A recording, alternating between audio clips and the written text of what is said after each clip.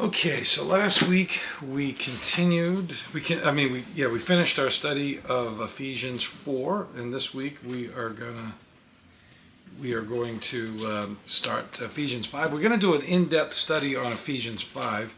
This will probably take us at least 2 months, possibly a hair more. And but this is probably the chapter in the book of Ephesians that has the best or most in-depth spiritual instruction, or at the very least, spiritual instruction that affected me the most, you could say. Okay, so we're going to start by reading the chapter as we always do. It says, "Be ye therefore followers of God as dear children, and walk in love as Christ had loved us, and had given himself for an offering and a sacrifice to God for a sweet-smelling savor. But fornication and all uncleanness or covetousness, let it not be once named among you, as becometh saints. Neither filthiness, nor foolish talking, nor jesting, which are not convenient, but rather giving of thanks. For this you know, that nor whoremonger, nor unclean person, nor covetous man, who is an idolater, has any inheritance in the kingdom of Christ and of God. Let no man deceive you with vain words, for because of these things cometh the wrath of God upon the children of disobedience. Be not ye therefore partakers with them, for ye were sometimes darkness, but now are you light in the Lord. Walk as children of light. For the fruit of the Spirit is in all goodness and righteousness and truth, proving what is acceptable unto the Lord. And have no fellowship with the unfruitful works of darkness, but rather reprove them. For it is a shame even to speak of those things which are done of them in secret. But all things that are reproved are made manifest by the light, for whatsoever doeth make manifest is light. Wherefore he saith, Awake that thou sleepest, and arise from the dead, and Christ shall give thee light. See them that you walk circumspectly, not as fools, but as wise, redeeming the time, because the days are evil. Wherefore be ye not unwise, but understanding what the will of the Lord is. And be not drunk with wine, wherein is excess, but be filled with the Spirit, speaking to yourselves in psalms and hymns and spiritual songs, singing, making melody in your hearts to the Lord, giving thanks always for all things unto God the Father in the name of our Lord Jesus Christ, submitting yourselves one to another in the fear of God. Wives, submit yourselves unto your own husbands as unto the Lord. For the husband is the head of the wife, even as Christ is the head of the church, and he is the Savior of the body. Therefore, as the church is subject unto Christ, so let the wives be to their own husbands in everything. Husbands, love your wives, even as Christ also loved the church and gave himself for it, that he might sanctify and cleanse it with the washing of water by the word, that he might present it to himself a glorious church, not having spot or wrinkle or any such thing, but that it should be holy and without blemish. So ought men to love their wives as their own bodies. He that loveth his wife loveth himself. For no man ever yet hated his own flesh, but nourished it and cherished it, even as the Lord the church. For we are members of his body, of his flesh, of his bones. For this cause shall a man leave his father and mother, and shall be joined unto his wife, and the two shall be one flesh. This is a great mystery, but I speak concerning Christ and the church. Nevertheless, let every one of you in particular so love his wife, even as himself, and the wife see that she reverence her husband." Okay, so today's study is going to be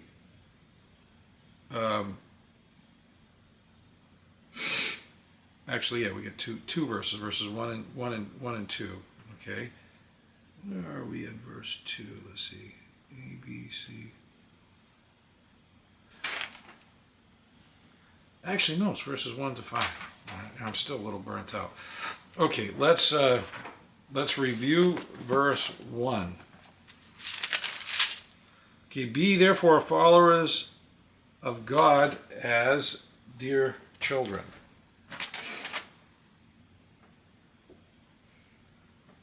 So what does it mean to be a follower of God as a dear child? I would say that it's like a child trusts their parents. When parents tell them something, they say, okay, this is what's right, this is what we're going to do. So like God gives us his commands, and we're supposed to have the same sort of innocent, happy trust to just say, okay, this is what's right, this is what we're going to do. Also, you alluded to this point, but it's also having a positive take on Yes. what you're following. Right. Children are happy Yeah. to go to the store with their parents, or, Right. you know. Yeah. And also, Jesus, when he mentioned the same point, he threw in the word humility. Mm-hmm. So whoever humbles himself as this child is the greatest, so that the child doesn't, typically a child, doesn't say, what does this say about me if I pick up the dishes? Mm-hmm. Do my friends pick up dishes? And if they don't, then maybe I shouldn't be Or clean. who says you get to make all the rules, Dad? Right. These are all. Why do I have to do what you say? These are all thoughts that get manifested from pride and self-absorption. Yeah.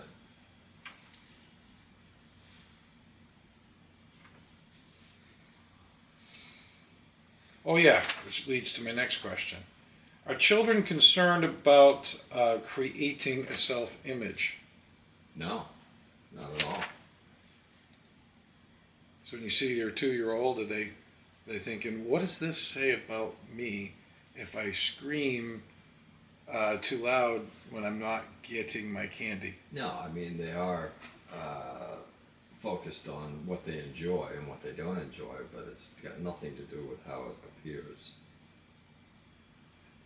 Right. It's obvious that the self-image thing that has gotten ridiculously out of hand with our information, computer, social media age Right. is basically, destroying human emotion. Yeah. And so if you be a follower of God as dear children, then it's not a self-image. And I think most followers of God, as we've mentioned before, even good people, are kind of putting God as their image. And it's kind of like a tricky thing. Like, I don't think they do it on purpose, but I think they almost feel like if God endorses them, that they're a superior person. Right. And then that's part of their image, is the superiority they have because they're in with God. Right. So then it becomes a mess if you're trying to disciple such a person, because they come from a position of superiority, and then also because they're superior, they can't learn, but yet they're not always bad people to justify their superiority. They might actually be doing good things. Right. So they could actually be helping homeless people. They could be helping other people in need. And so therefore, you don't want to condemn that. Right. But then the attitude of superiority from the self-image is bad. So then it's like, it's hard to know what to do as a Christian. But like where Jesus says, let the tares grow with the wheat, in my personal opinion, that's what the tares look like today, is a really good person that puts God in their self-image instead of crucifying the flesh.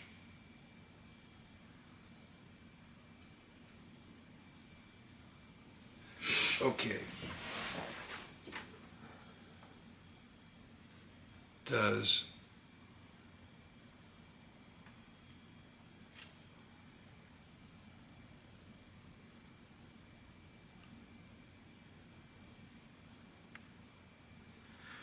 Do young people reciprocate feelings? Yeah, like children, yeah, absolutely. Yeah, if somebody is nice to them, they enjoy it and they're nice back. If somebody, is a terror to them, then they're Well, we're not focusing on that, okay? Yeah. But the point is, if you tell the child that you love them, Yeah. they often will tell you they love you too. If you hug them, they'll hug you back, right? Yeah. Whereas when people get like this cold isolation culture that we have now, if you show feelings for somebody, if you're not somebody that they think promotes their image, they kind of like shy away from it. Yeah, it doesn't matter whether your feelings are good or not. Right. Yeah.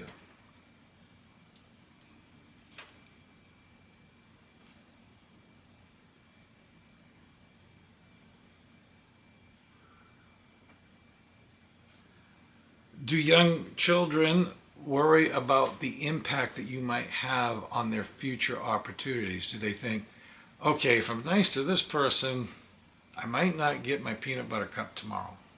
Is that the mindset of a young person? Not really. They're not really that premeditated about anything. Right. So I think this negativity is pretty much a byproduct of adulthood in a weird way, right? Mm-hmm. And it's not the positive manifestation. Right. Like I said, I think in the apostasy, we're getting it backwards. I think our emotions are supposed to be the same as they were as a child. Right. But then as we develop as people, if we have positive emotions, then we have a positive take on experiencing life that you can't as a child. Mm-hmm. So if you maintain your child like innocence, then you believe in love, you believe in marriage, you believe that you can create a family, you believe your children, in having children, that they'll be good, you believe in expressing feelings to other people. Whereas I think in the negative fear culture, we look at the maturing part of life in a negative way. We're saying, I don't want to grow up, meaning I don't want any responsibilities placed on me. And then we look at the feelings as a child as dangerous, that everyone's going to take advantage of you, nobody's going to like you anyhow. And we're actually making our emotions become defensive, comparative, emulated, what have you, and these things. So our emotions that are supposed to be childlike have become matured, Right. and our mature part is becoming immature Mm-hmm. as society moves further and further away from Christ. Mm-hmm. Okay, now let's look at verse 2. And walk in love as Christ had loved us and had given himself for us an offering and a sacrifice to God for a sweet smelling savor. Okay.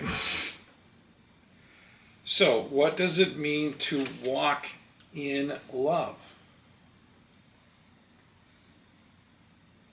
Well, walking implies, your actions. So all of your actions are based on, what's best for the people around you. What is going to promote their happiness and well-being and spiritual growth. Yeah, so the unregenerated world kind of walks in fear, right? Mm-hmm. We're afraid these other people are going to be problems for us. We're afraid that this is going to cause an inconvenience to us, that we're going to look weird to these people, that these people are going to judge us, that we're going to lose something if we do this, right? Right. Whereas if you walk in love, you're walking in, it'd be nice to help this person, Empathy. I'd love to see you. What can I do to help? Yeah. And I really respect what you're doing here. I respect what you're doing there, blah, blah, blah, blah. And basically, walking in love seeks to uplift the people that you come in contact with, whereas walking in fear is based on trying to protect your interests. Yeah.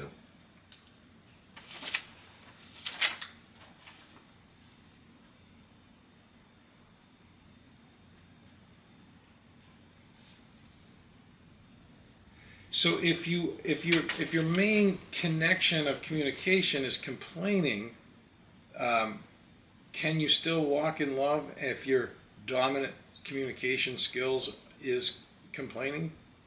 Not really. I mean, you might still have some emotions of some people that you care about, but you're not really helping them if they only hear you complain.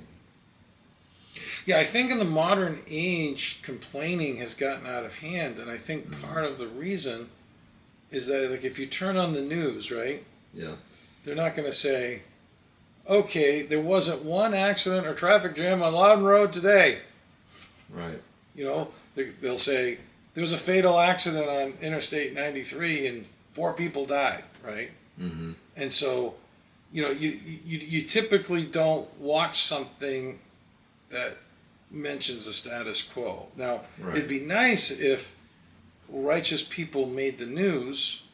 Unfortunately, they probably did in the old days, but they don't now. Mm-hmm. But I think what's happened is that the way that we do our work, you know, it's rewarded to be dissatisfied with work, be dissatisfied with how much you have, if you're focusing on what you have. Mm-hmm. People are communicating because people feel that love is sappy and weird. People don't like to communicate with loving, kind words. So sometimes, like, if you want to talk to somebody, then you complain about something, complain about your day, complain about other such things. Right.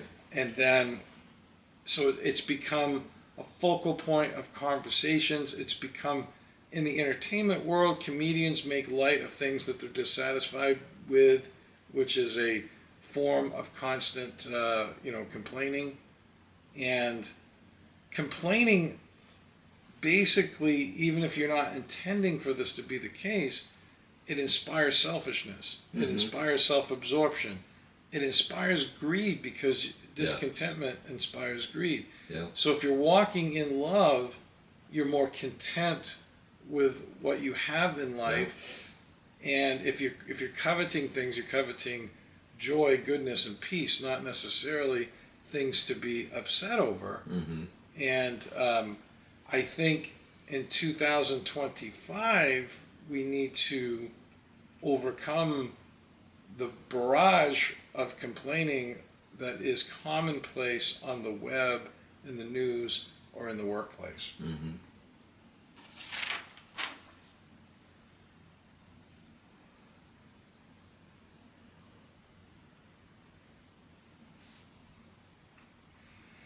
Can you walk in love while spending all of your time trying to promote a self-image?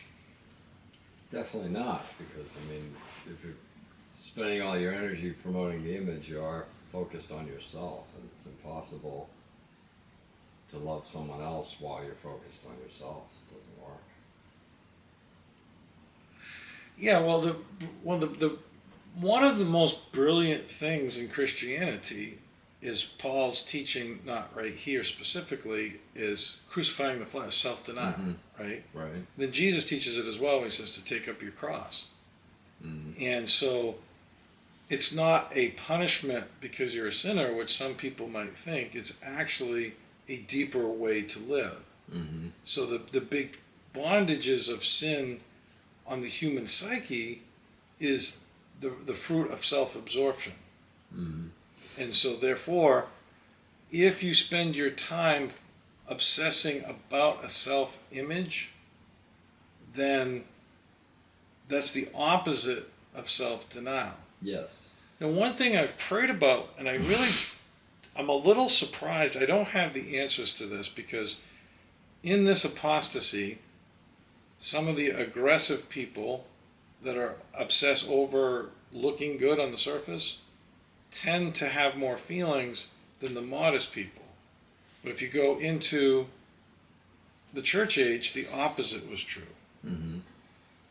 So that maybe it's because something is causing the modest people to be so caught up in fear, Right. that even though they're not promoting the self-image as much, the fears might override their feelings. But regardless of which, it's possible the modest people in this culture aren't as modest as they appear either. Like a lot of people, like if you're still focused on a self-image, then that every element of that focus is a sense of pride. And so if you're trying to think of what kind of person am I? Right. How do I look if I do this? If I say I like this food, does that make me look like I'm stupid? You know, like I've noticed with steak, it tastes good if you cook it properly, medium well, right? Yeah. But if your self-image, I'm a man, it's got to be medium rare. Mm-hmm. You know what I mean? Yeah. Like if you're basically saying, okay, I need to make this much money to fit in society. Right. You know, everybody likes sushi. Okay, well, I like sushi too. Everybody like rap music. I like rap music too. You know, like if you're basically subjecting your desires to an image that you think is acceptable to society, Right. on the surface that sounds innocent. Right. But in terms of redemption, it's completely destructive, because in order to have love, you actually need to not focus on self. You need Right. to focus on others. This is why during the church age, people dressed modestly. This is why they talked eloquently. This is why we have good manners. This is why all of these things were a part of society before the 60s, because they actually did create more love and feelings than promoting a self-image. But with the onset of the internet, it's almost like everyone is now trained to make their image look better, and then they don't say it, but I think they believe the more exalted the image, the happier they will be. Right. Yeah, seems like it. And unfortunately, that is not Doesn't work. true, right?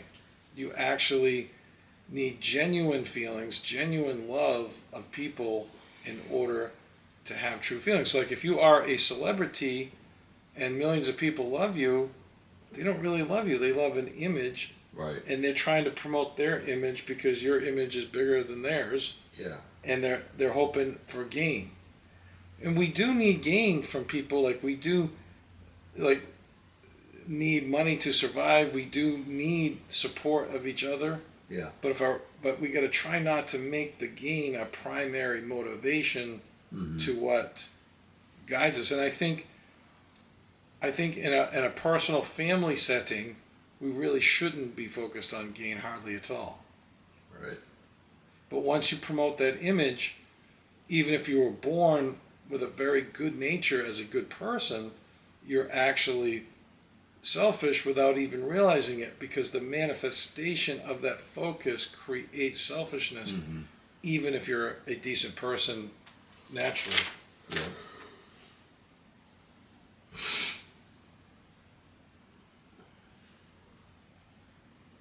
Okay, let's see. It does.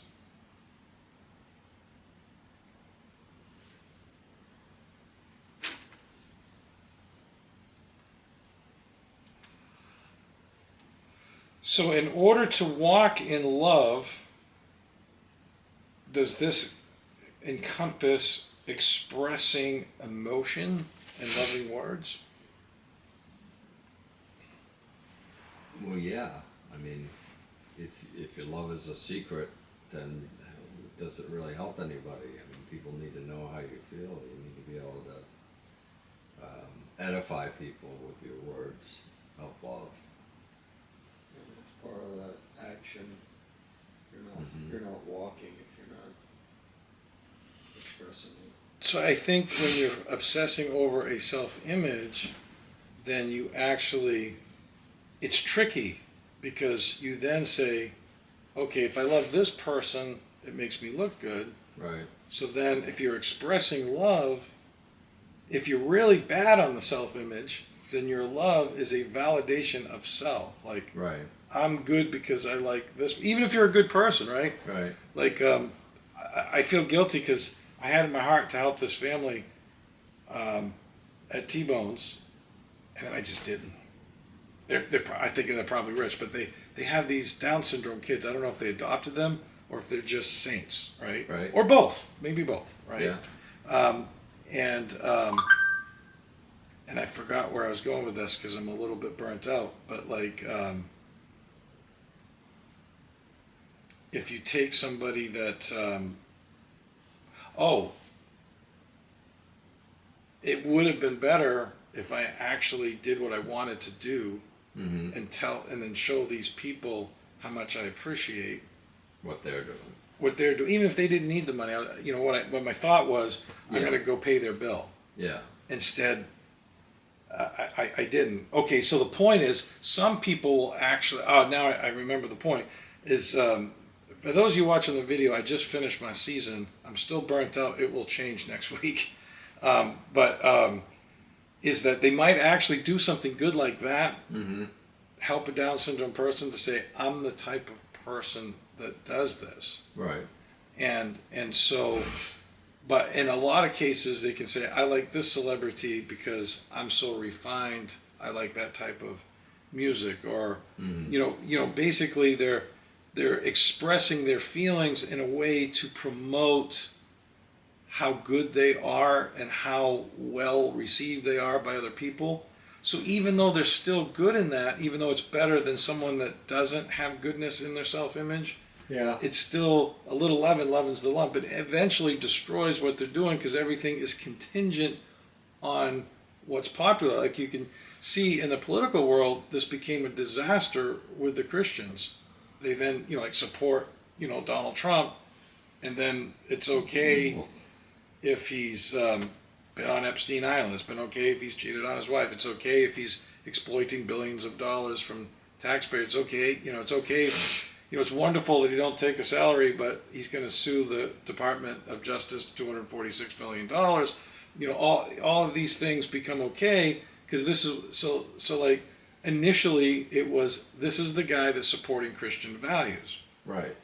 But then if the main motivator is self-image, then if the reality is that he's not, You're stuck. right. Yeah. So this is why even when you're doing a good thing, if you're doing it to promote a self-image, it's not the greatest thing, because sometimes things that promote an image also can be a little bit corrupt, Right. and they eventually aren't as good as they used to be. So like doing what the majority of Christians believe, say 15, 20 years ago, had a lot different results Yeah. and forms of righteousness than it does today. Yeah.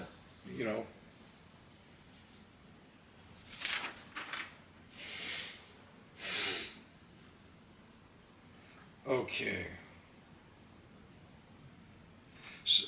So basically, you need to express love and kindness, and your love and kindness cannot be focused on promoting a self-image. It needs to be genuine, based on a sincere love for the people that it is that you focus on. Mm-hmm. Does walking in love inspire good works?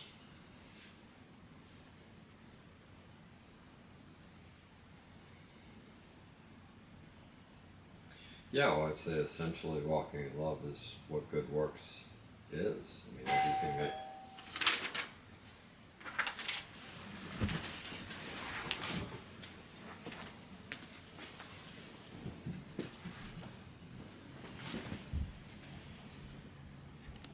So what thing we were saying, and we had some people come to the door, is does focusing on, okay,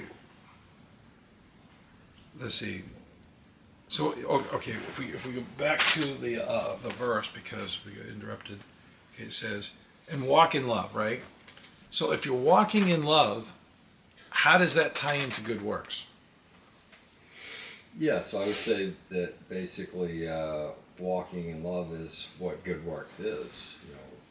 Good works is, expressing love to your fellow Christian, your fellow man, and having empathy, sympathy on their needs and their life, and trying to be helpful.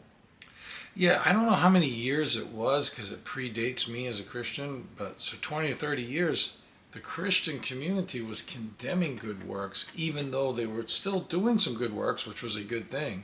And then now you can see where it says a little leaven leavens the lump. Mm-hmm. Now, hatred is okay, revenge is okay, adultery is okay. This, you need to actually do good works just to maintain, a pure lifestyle, but also. Right.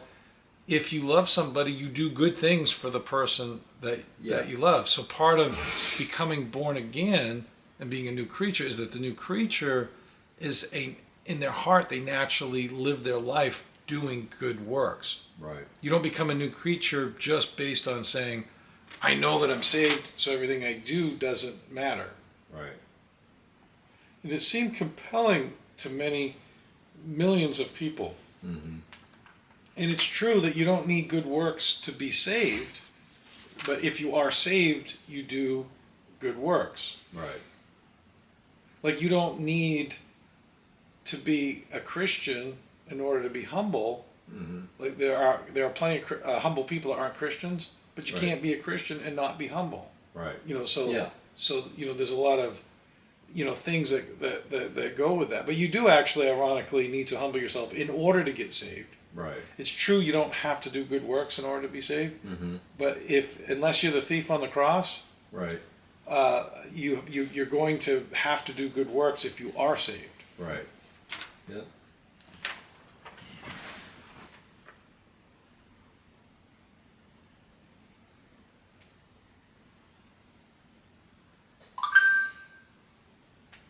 So does walking in love inspire a person to okay, we already did that, express emotion and loving words, right? Yeah. Okay. Create.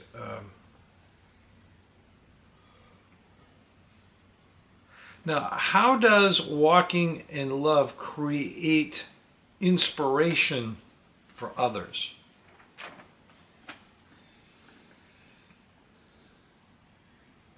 I think like when you're walking in love and you show love to a person, it sparks joy and happiness in them and gives them a desire to return the love, brings them to life emotionally. And then also if they see just your goodness, even if it's not directed at them, if they see your goodness and love, that could just inspire them to be more like you because they see the happiness in it. Yes. Basically, the good feelings that come from the emotion is what creates the inspiration. And I think that's what's lost in the world today is that you get more clicks, say, on social media from preaching to the choir than you do trying to reform us back to the original message of God. Okay, so a lot of people preach to the choir by condemning people that are different. Right. So the church has lost the concept of inspiration. Mm-hmm. So like the reason we're not supposed to hate the sinner is because we're supposed to inspire the sinner. Right. The reason that we're not supposed to complain about everybody's problems is because we're supposed to inspire a different path, a different way. Mm-hmm. So even though the church age is dead and the message of Christianity is dying, unfortunately, inspiration is the only thing that works. You can't pass legislation that creates inspiration. You can't. Right. You can't create a government. You can't actually have a theocracy without people. You can't really have a theocracy, basically. Yeah. You cannot basically force your will on people, even people that you care about, even with good intentions. Mm-hmm. Because I can condemn your sin, and I can be angry with you doing something wrong. Mm-hmm. But for you to do something right, it needs to be inspired by something good, not through hatred. Right.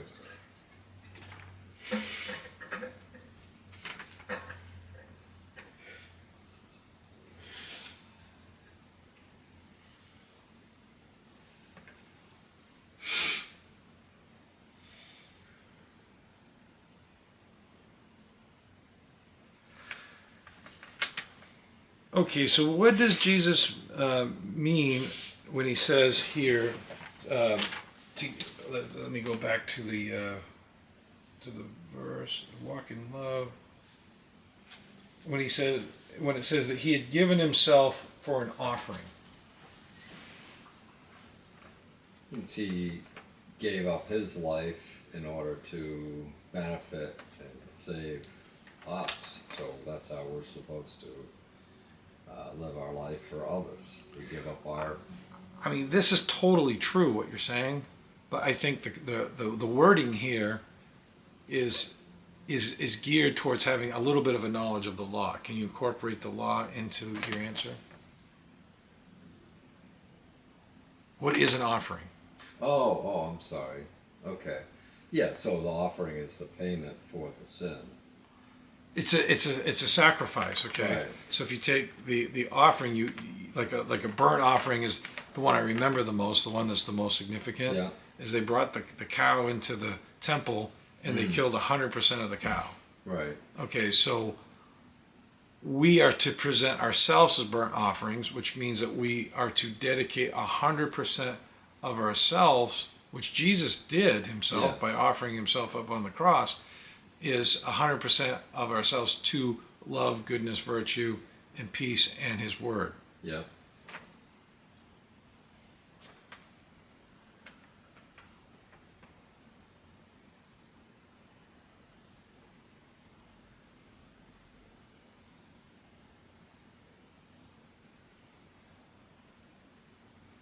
How can we, let's see.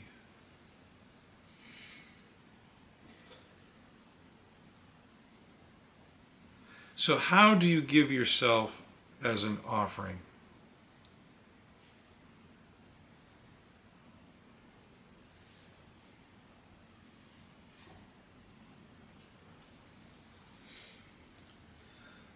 By surrendering all of your own will to his commandments and to the needs of others, so you don't put your own benefit above anybody or anything. Right, so you subject your thoughts to his thoughts. Yeah. You put his commandments above your will. Right. You put other people's needs above your own. Right. You obey the golden rule. Right. You obey all the principles in the Sermon on the Mount. Yeah. You seek a higher life than this world. Right. Separate yourself from the world.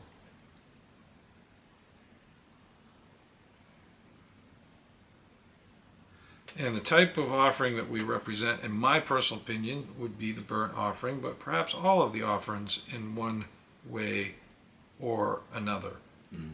Okay, so now that is verse 2. Now let's look at verse 3.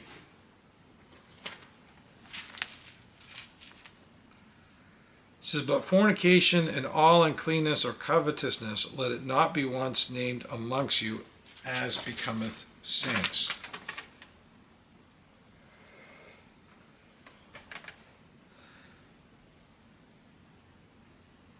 Okay, so fornication is now normalized and acceptable in the world, and it is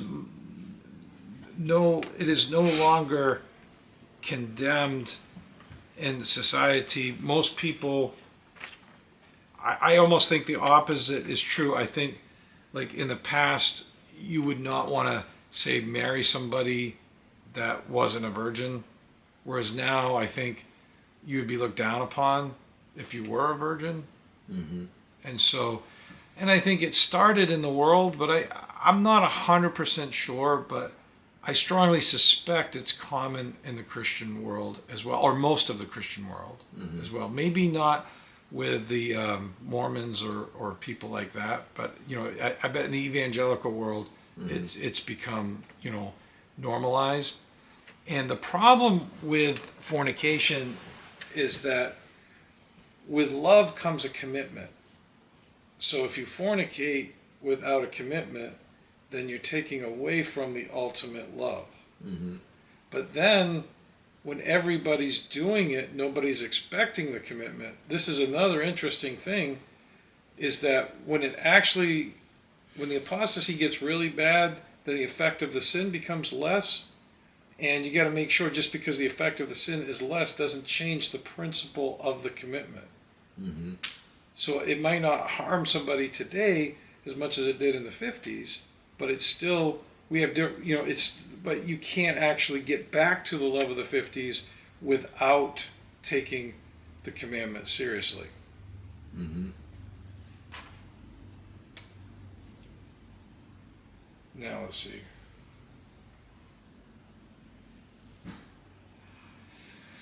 Also, the opioid crisis has created a massive degree of uncleanness.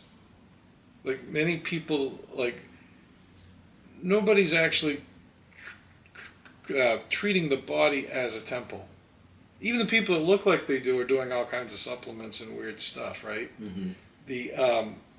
But basically, I think the drug epidemic, which obviously was not around at the time that Paul wrote this, is a massive form of uncleanness. Mm-hmm. But you have other forms of uncleanness too. Before I go into those, I'm going to see if it's in my next question. But basically, the alternative. Oh no, I don't. The next one is verse 4. But with the uncleanness, the fornications, the drug use, the gay lifestyles, to a lesser degree, the complaining, the swearing all the time, Yeah. is the insults to people that are different. Mm-hmm. The isolation is a minor form of uncleanness, maybe not, but I think the thought behind the isolation has uncleanness in it. Mm-hmm. And I think the unclean words, the unclean social activities. One thing that had occurred to me a couple months ago, and you and I talked about this, is that okay, so when we was a kid, people visited more than they do now. Yeah. People socialized more, but in our area, it wasn't clean. In our era, I meant. Yeah. They were all getting drunk. Right. Like the I would say, I don't know when it started because it stems from before I was born, but if I was to guess, the church age ended in the 60s, maybe from the 60s through the 90s. Most forms of social behavior centered around alcohol. Right. And I bet you got to go back to the 30s before it was actually wholesome. Mm. Yeah. And Wow. so now we have an isolated world where people are more concerned about work and what they're afraid of than hanging out with people. Yeah. And but I think the uncleanness eventually destroyed morality. So fornication became commonplace in parties. Mm-hmm. Drugs became commonplace in party. And then self-destructive lifestyle got to the point where people are actually dying from the way that they socialize. And then now you have a generation that doesn't socialize. The one good thing is that maybe they're not as caught up in the drugs and alcohol as millennials, Gen Xers, and baby boomers are, but they're also not spending time with other people. So I heard a secular guy a couple weeks ago saying alcohol isn't bad.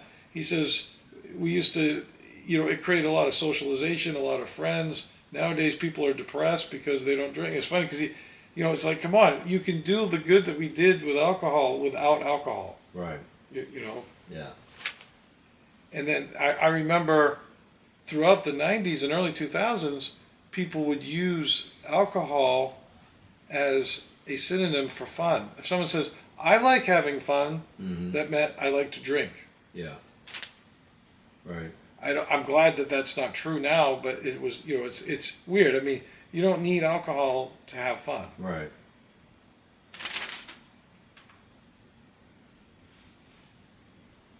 Okay. Now let's move along to verse 4. Okay. Neither filthiness, nor foolish talking, nor jesting, which are not convenient, but rather giving of thanks. Okay. Filthiness literally means obscene or swearing.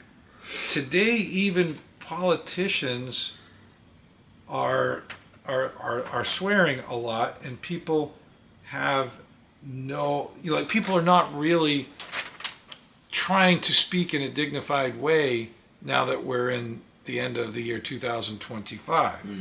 Okay, And so, like we go back to verse 4, because a little bit of my handwriting is sloppy. It says neither filthiness. So filthiness has a form of swearing as well as bad morals and everything else. Okay, so foolish talking could mean,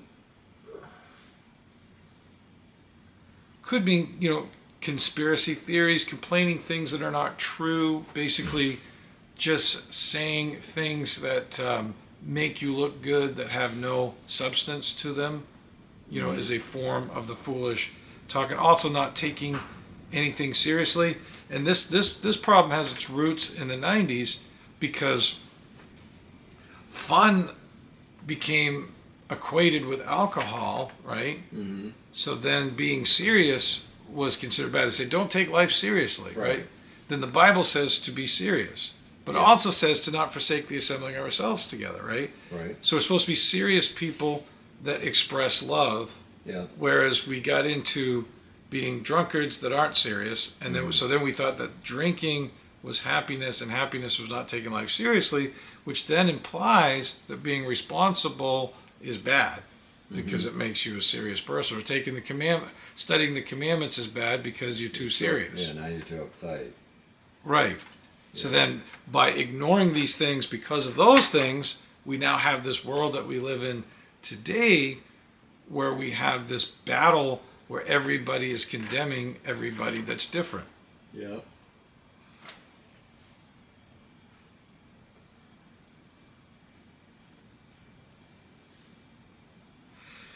So the results of not taking verses 3 and 4 seriously, Christians are now believing that it's God's will to hate the lost instead of trying to convert the lost. They think it's God admires the rich over the poor, that that covetousness is a blessing, that holiness is inconsequential, and the results of this have not only destroyed the faith, but I think it's destroyed the happiness in the culture. I think because of all this complaining, I think people don't have as much positive goodwill for each other, and it creates a degree of depression in society as a whole, which is described eloquently in the law in Deuteronomy, as well as when I think of the most is in Joel, I think it's chapter 2.